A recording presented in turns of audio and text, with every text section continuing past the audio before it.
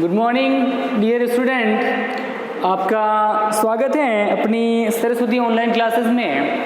तो कल हम अपन फर्स्ट चैप्टर के प्रश्न उत्तर कर रहे थे। अपने फर्स्ट चैप्टर फसल उत्पादन एवं प्रबंध के क्वेश्चन आंसर चल रहे थे। उसमें मैंने आपको मिट्टी तैयार करना और बुआई तक लिखवा दिया था। तो उससे आगे आप लिखेंगे, तो आप लिखना शुरू करें। जो मैं लिखवा रहा हूँ नोटबुक निकाल लें और अच्छी राइटिंग में लिखें। ठीक है बेटा, चलिए आगे लिखवाते हैं। आज आपके पास बुक्स नहीं है तो चिंता करने की ज़रूरत नहीं है, हम आपको अच्छे से नोट्स लिखवाएंगे। इसके अलावा जो क्वेश्चन आंसर है वो आपको कॉपी में करवाए जाएंगे। ठीक है, और अगर आपके आसपास कहीं अवेलेबल हो जाए बुक्स तो आप ला भी सकते हैं, उससे भी उसकी सहायता से भी पढ़ सकते हैं, प्रश्न उत्तर कर सकते हैं। चलिए तो फिर अपन आगे अपने प्रश्न उत्तर करते हैं। तो यहाँ तक अब तीसरा है, क्वेश्चन नंबर 4 था, उसका ग तीसरा निराई। निराई होता है खरपतवार को हटाने की प्रक्रिया निराई कहलाती है। तो लिखिए, इसके बारे में 2-3 लाइन लिखेंगे निराई के बारे में।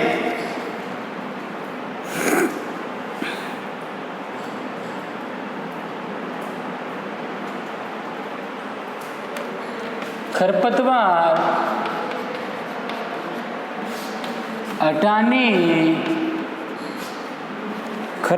हटाने को निराई कहते हैं। अंडरलाइन कर लेना निराई को। खरपतवार को हटाने की प्रक्रिया को क्या कहते हैं? निराई कहते हैं। आगे लिखेंगे निराई क्यों जरूरी है, निराई करना क्यों जरूरी है? तो निराई आवश्यक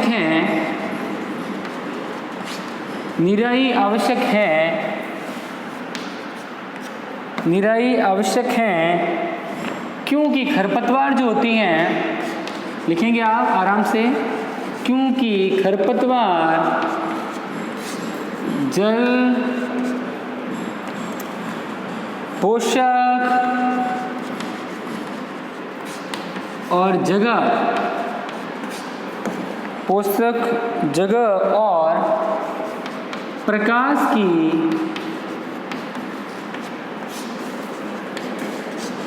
स्पर्धा को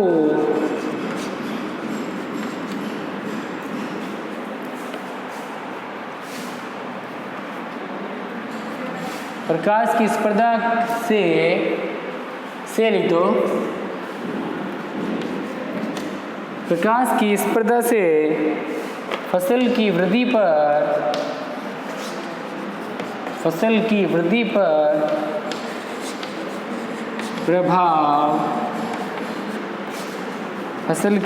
प्रभाव पड़ता है या प्रभाव डालते हैं।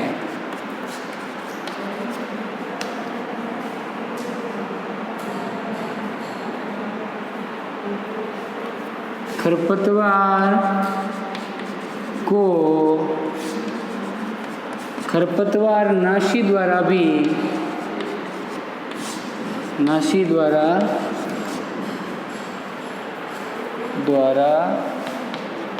नियंत्रित किया जाता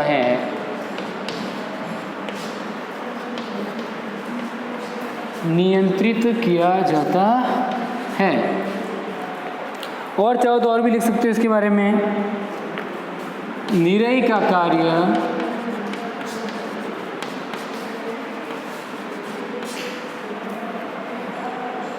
कार्य उनमें पुष्पण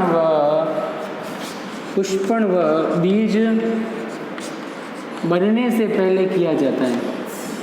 पुष्पण व बीज बनने से पहले किया जाता है।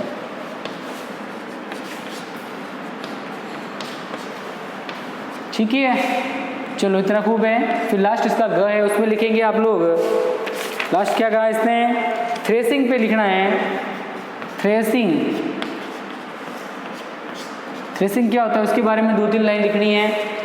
बीज के दानों को भूसे से अलग करना थ्रेसिंग कहलाता है। इसके लिए थ्रेसर मशीन का काम में लिया जाता है। थ्रेसर आता है एक मशीन, उसको काम में लिया जाता है। और आजकल एक मैंने आपको बताया था एक कॉम्बाइन मशीन आती है, तो फसल को काटने का और थ्रेसिंग करने का भी साथ में काम करती है। तो वो भी आप लिख लेंगे इसमें। चलो लिख लेते हैं कि थ्रेसिंग क्या है। लिखो थ्रेसिंग के बारे में। काटी गई फसल से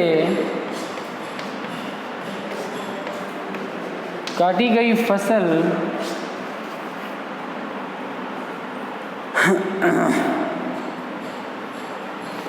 काटी गई फसल से बीज या बीजों दानों को भूसे से अलग करना क्या कहलाता है? थ्रेसिंग कहलाता है।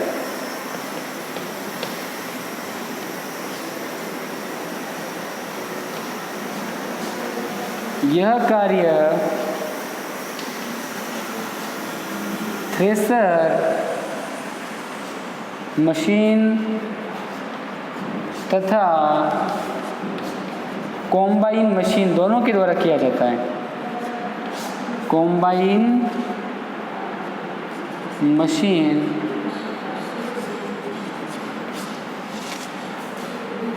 दोनों द्वारा किया जाता है।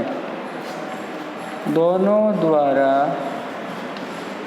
किया जाता है। ठीक है बेटा, लिखिए इसको, फिर हम आगे करते हैं। अच्छे से लिखिए इसको, बढ़िया राइटिंग में। ठीक है, लिखिए।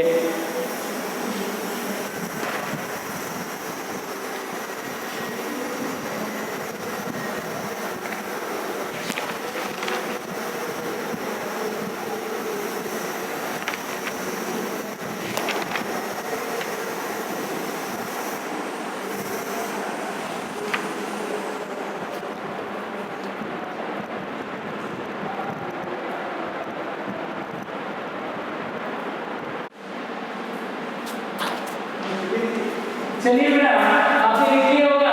चलिए आगे लिखते हैं। चलो इसको मिटा देता हूँ, फिर इसका आगे करते हैं अपन।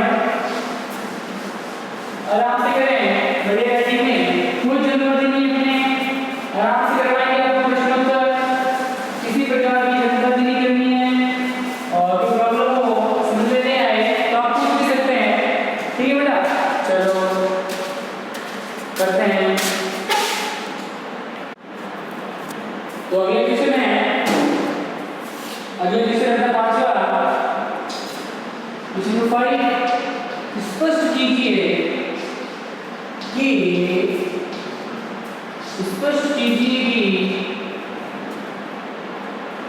उर्वरक जो होते हैं, उर्वरक और खाद होते पड़ेंगे।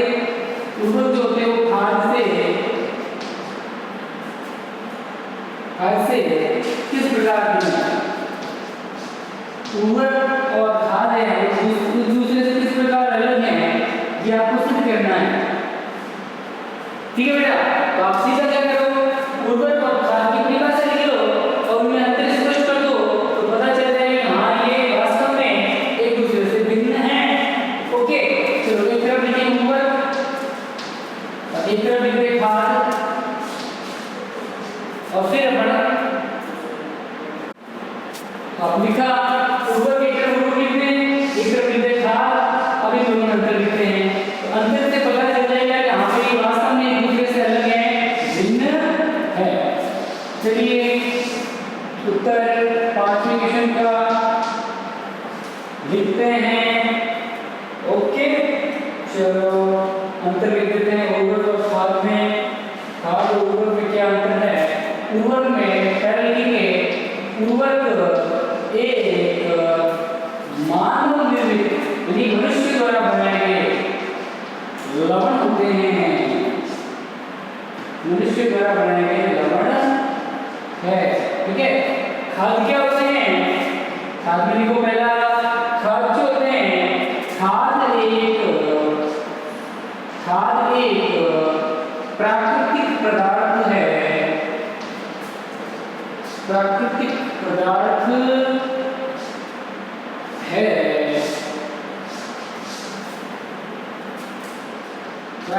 पदार्थ है जो गोबर तथा पौधों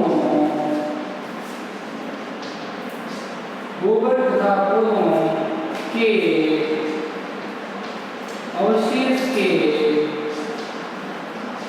विघटन से बनता है या विघटन से होता है, विघटन से प्राप्त होता है। ये हो गया पहला अंतर। वास्तव में दोनों में अंतर है, भिन्न है एक दूसरे से, ये भिन्न है, अलग है। दूसरा क्वेश्चन, सही, दूसरा अंतर लिखिए। दूसरा, उर्वरक का उत्पादन, उर्वरक का उत्पादन फैक्ट्रियों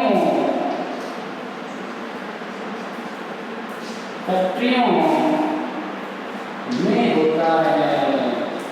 उर्वरक का उत्पादन कहाँ होता है? फैक्ट्री में होता है। जबकि खाद का उत्पादन अपन खेतों में भी कर सकते हैं, तो खाद खेतों में भी बनाई जा सकती या खेतों में बनाई जाती है।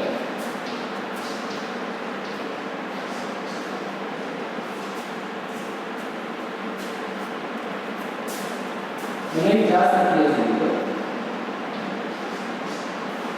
ठीक है बेटा, चलिए तीसरा अंतर लिखो।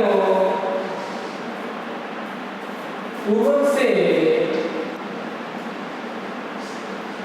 मिट्टी को ह्यूमस प्राप्त नहीं होता, क्योंकि ये केमिकल है। तो उर्वरक से मिट्टी को ह्यूमस प्राप्त नहीं होता, जबकि जो खाद है उससे मिट्टी को ह्यूमस प्रचुर मात्रा में, बहुत सारी मात्रा में प्राप्त होता है। खाद से मिट्टी को ह्यूमस प्रचुर मात्रा में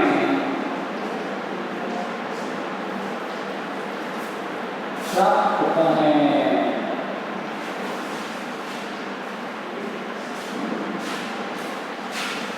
ठीक है बेटा, आगे लिखो।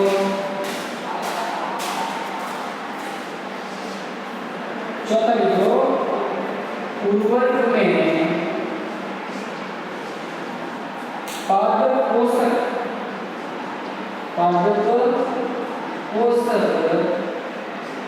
जैसे कि नाइट्रोजन, फास्फोरस और पोटेशियम। नाइट्रोजन NPK में आपको लिखा था, तो N का मतलब नाइट्रोजन, P का मतलब फास्फोरस और K का मतलब पोटेशियम। तो ये उर्वरक में ये तीनों हैं वो प्रचुर मात्रा में होते हैं। पोटेशियम प्रचुरता में होते हैं, प्रचुरता में होते हैं, जबकि खाद में इनकी मात्रा कम होती है। यहाँ लिखेंगे खाद में पादप पोषक, खाद में पादप पोषक तुलनात्मक रूप से कम होते हैं। यानी उर्वरक की तुलना में खाद के पादप पोषक कम होते हैं।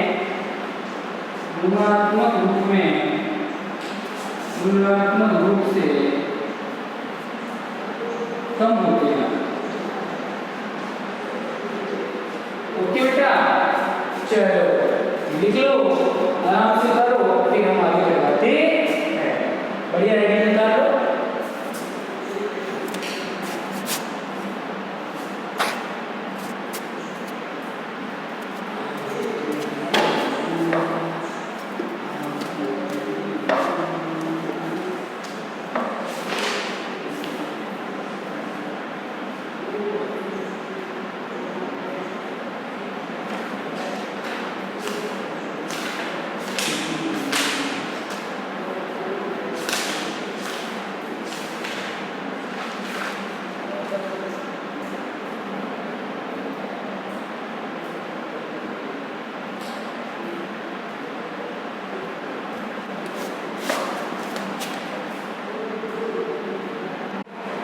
चलिए बेटा इसको मिटा देते हैं।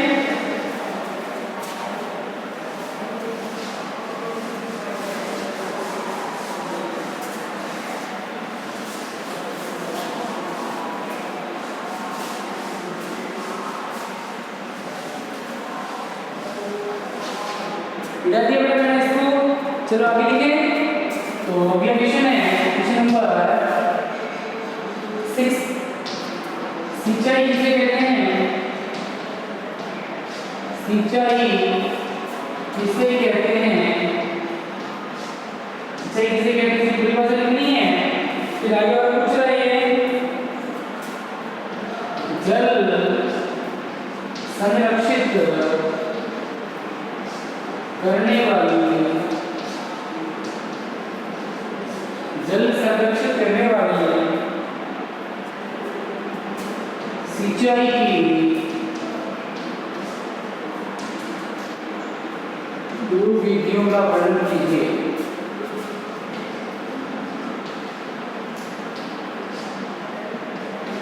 जल संरक्षण, जल को बचाने वाली दो विधियां कौन सी थी? अपने पढ़ा छिड़काव तंत्र विधि और ड्रिप तंत्र विधि। उससे ही जल बचता है। तो विधि लिखेंगे तो लिखते हैं। चलो इसके बारे में लिखते हैं। उत्तर सिंचाई क्या होता है? निश्चित समय अंतराल पर फसल को पानी देना सिंचाई कहलाता है। तो उसको अच्छे से लिखेंगे। और फिर जल संरक्षित करने वाली सिंचाई की दो विधियां पढ़ी थी हमने, छिड़काव तंत्र विधि और ड्रिप तंत्र विधि। उन दोनों के बारे में लिखेंगे। तो ये दोनों विधियों से पानी को बचाया जा सकता है, इसमें पानी व्यर्थ नहीं जाता। चलो देखो निश्चित अभियंत्रण वापस सिंचाई। सिंचाई किसे कहते हैं? सिंचाई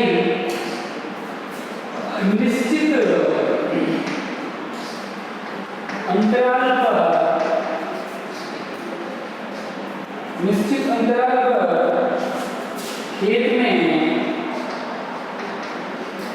जल देना सिंचाई कहलाता है।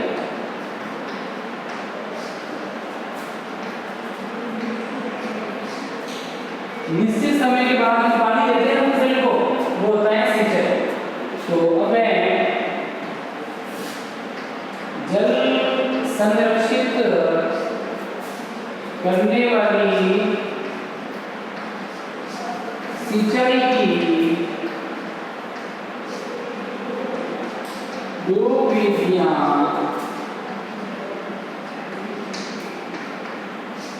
निम्न हैं। कौन कौन सी हैं? देखिए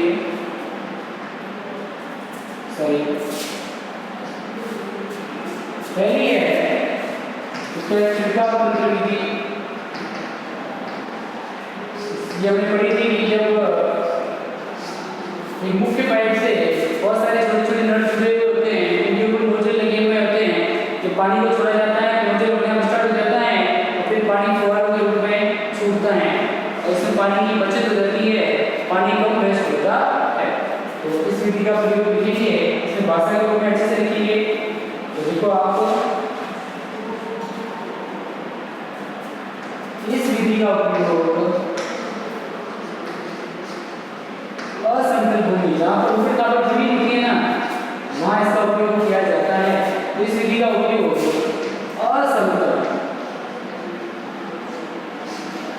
भूमि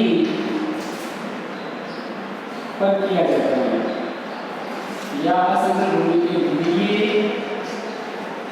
किया जाता है। ओके, चलो इसके बारे में लिखना। दो तीन लाइन और लिखनी है। इसमें सीधे पाइपों उधर पाइपों इन नलों के ऊपरी सिरे पर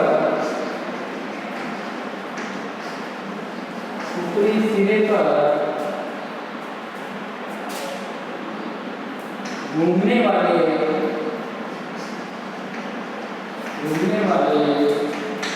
नोजल लगे रहते हैं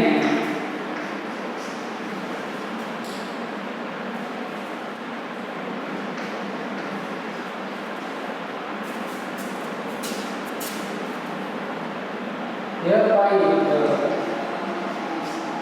मुख्य पाइप से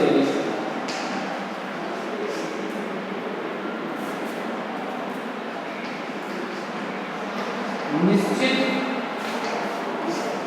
दूरी पर जुड़े रहते हैं। चलो फिर आगे को जब पंप की सहायता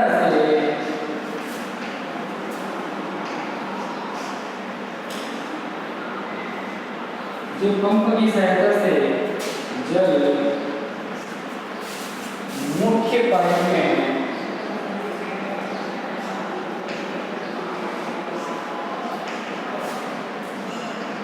भेजा जाता है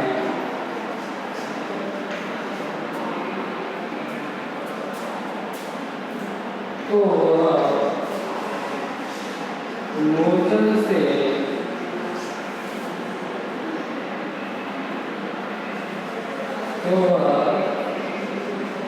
घूमते हुए नोजल से बाहर निकलता है।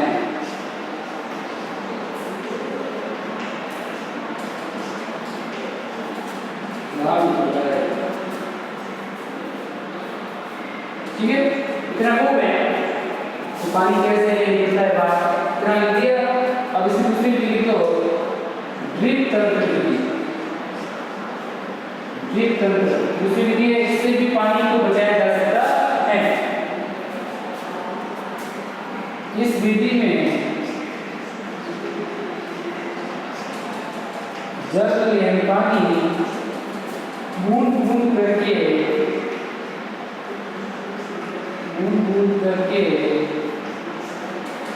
सीधे पाइपों की जड़ों में गिरता है।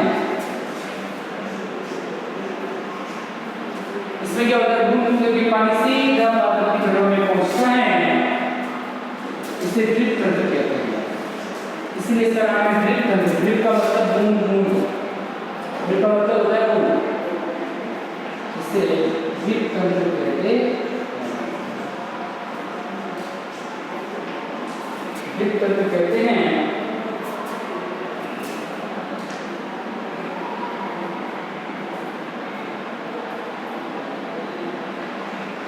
इस विधि में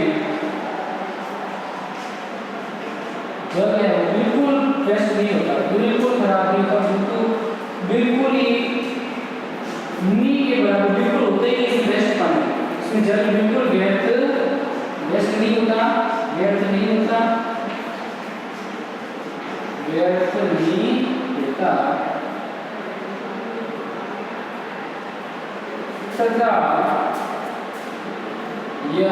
तथा यह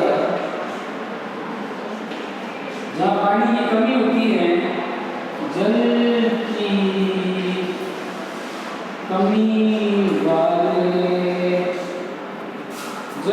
कमी वाले क्षेत्रों के लिए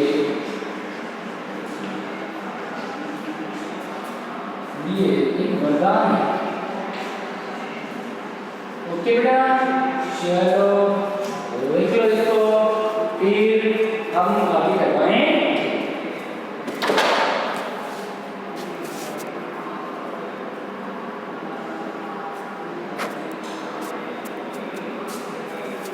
चलिए बेटा, आज हम इतना ही करते हैं।